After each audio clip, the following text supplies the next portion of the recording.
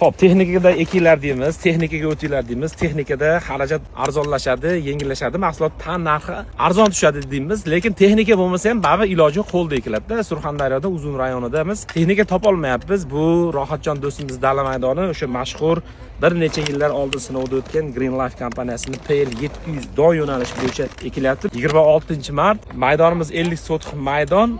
Ko'p texnika surishtiryapti. Agar mabodo Uzundan, Sarasiyoda Turkiyaning selkalari bor-ku, haligi aniq ekadigan. Yo'q, men bilmayapman qadrli do'stlar. Haligi Jaguar yo'q desam, Jaguar bor adashdi deb yozishdi, Jaguar topdim. Obunachilarimiz, bizni videomizni tomosha qilayotgan do'stlarimiz bo'lsa, Uzunda, Sarasiyoda, Denovda bo'lsa ham shunaqa selkalarni yozinglar. Men o'zim ham dalamga 3 gektardan oshiroq Green Life kompaniyasida Hammer sortini silos yo'nalishi bo'yicha ekmoqchiman, lekin 3 gektar joyga bunaqa ayollarimiz bilan ishlatishim, makkani qo'lda ekishimiz bizga ancha qimmatga tushadi. Mahsulotimizni narxi qimmatga tushib ketadi.